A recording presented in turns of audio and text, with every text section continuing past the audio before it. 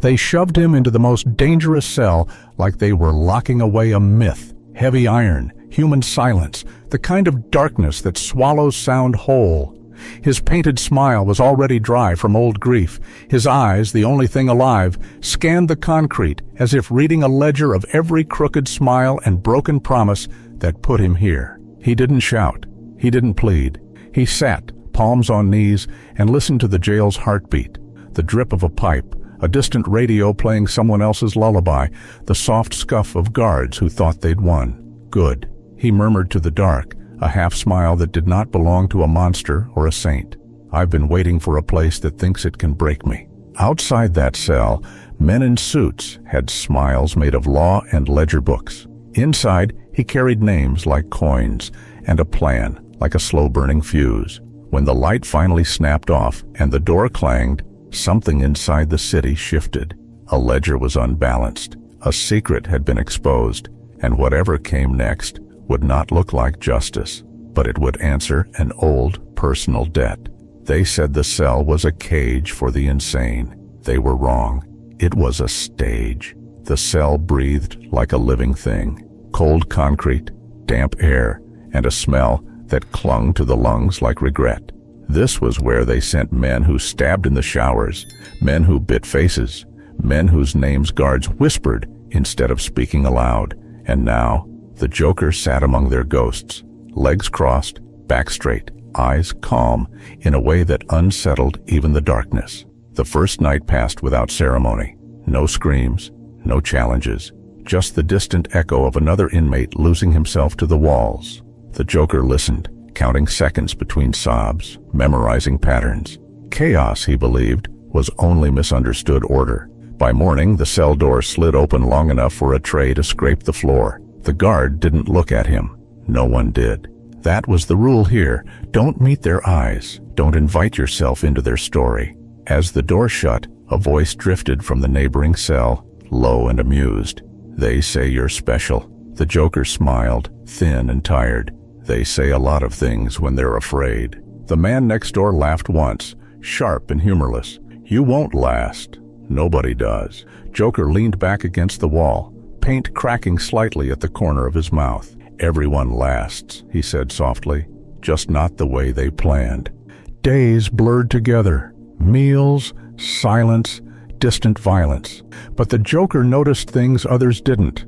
The way guards changed shifts after certain inmates were beaten, the way screams stopped when certain names were mentioned over the radio, the way this cell block was less a punishment and more a warehouse for inconvenient truths. Men who knew too much. Men who wouldn't stay bought.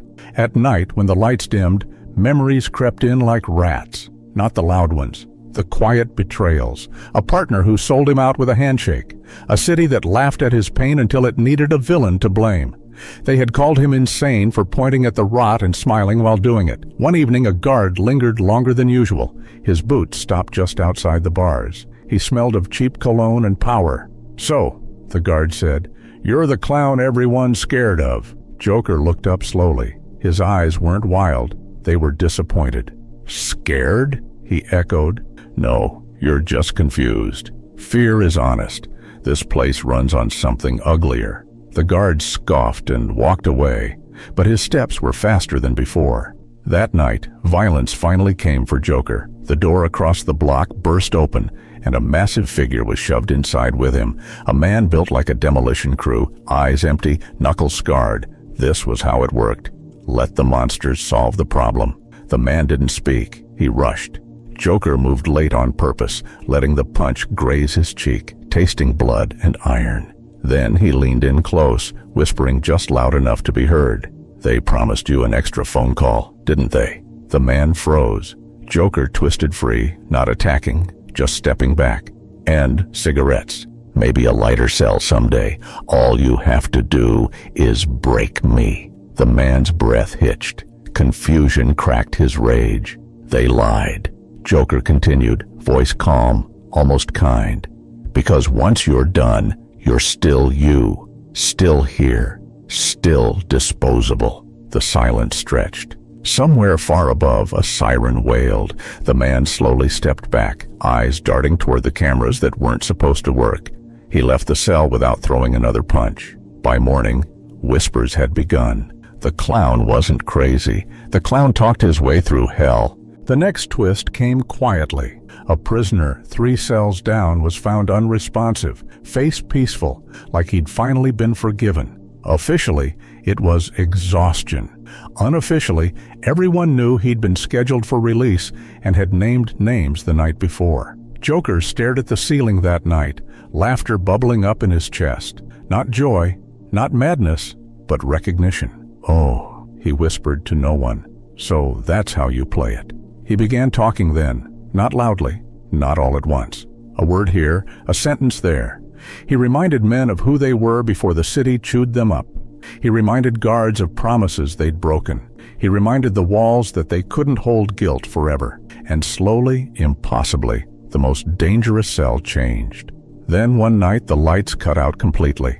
No hum, no emergency glow, just darkness and the sound of the Joker laughing, not because he was free, but because somewhere beyond the concrete, someone had just realized this cell was never meant to hold him, and the lock began to turn from the outside.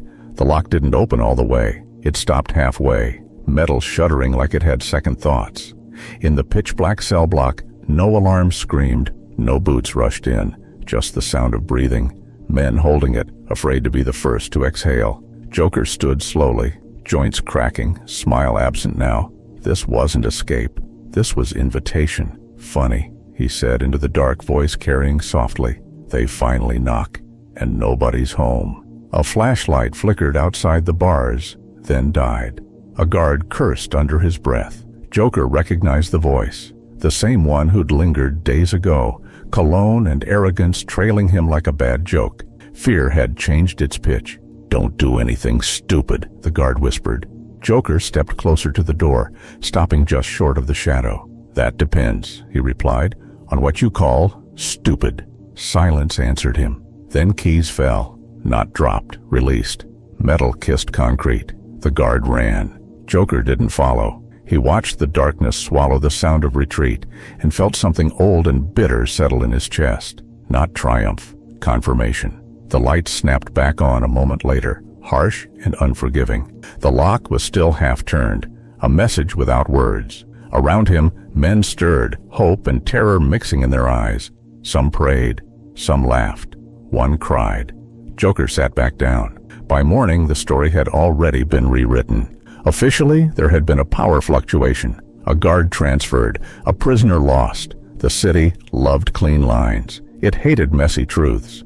Joker understood that better than anyone. They moved him at noon, not to another cell, not to court, but to a quiet room with no windows and a table bolted to the floor. 2 men waited there in tailored suits that smelled like money and panic. They smiled the way predators do when they think the trap is still theirs. "You've caused a disturbance," one of them said. Joker tilted his head. "Funny," he replied. "I've been sitting very still." The other man leaned forward. "This place exists to protect order." Joker laughed then, soft, almost sad. "No," he said. "It exists to hide what order costs." They offered him a deal without calling it one. Better conditions, fewer shadows, silence in exchange for silence. The city would breathe easier. So would they. Joker listened politely, fingers tracing old cracks in the table. When they finished, he looked up, eyes sharp, paint flaking, like an old mask ready to fall. "You built this place," he said, "for men who couldn't be controlled. But you forgot something." He leaned in just enough for them to feel it. Cages work best when the animal believes in them. One man scoffed. The other swallowed.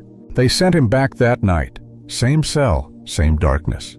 But the air felt different now, thinner, like a lie stretched too far. Whispers followed him. Not fear anymore. Expectation. The next weeks unraveled quietly. Guards hesitated before locking doors. Orders contradicted each other. Men who'd once ruled the block were suddenly isolated, transferred, erased from the rhythm of the place. No riots, no fires, just absences. Gaps where certainty used to live. Joker watched it all with a calm that felt earned. Revenge, he knew, didn't always scream. Sometimes it corrected. One evening, the man from the neighboring cell spoke again. "What are you really doing?" he asked. Joker stared at the ceiling, imagining a city pretending not to notice its own reflection. "I'm letting them hear themselves," he said. "That's the loudest sound there is." The final night came without warning. No flicker, no half-turned lock. Just a guard opening the door and stepping aside, eyes empty, like he was returning something borrowed. "You're free," the guard said. Joker stood, slowly. He looked down the corridor, men watching, hope burning too bright to touch. He shook his head. "No," he said, "I'm finished." He walked past the guard, past the cameras that suddenly worked again, past the gates that opened too easily. Outside, rain washed the city clean in a way that never lasted. Sirens wailed somewhere far away, chasing a crime that would never be solved. At the final door, Joker stopped, turned back. The guard met his eyes at last. "They'll blame you," Joker said gently. The guard nodded. He already knew. When Joker stepped into the night, the door closed behind him with a sound that felt permanent. By morning, headlines would argue about reforms and failures. By night, the city would sleep easier, believing the worst had been locked away. They would never understand the joke, because the most dangerous cell had done exactly what it was designed to do, not break him, but reveal who truly belonged behind bars.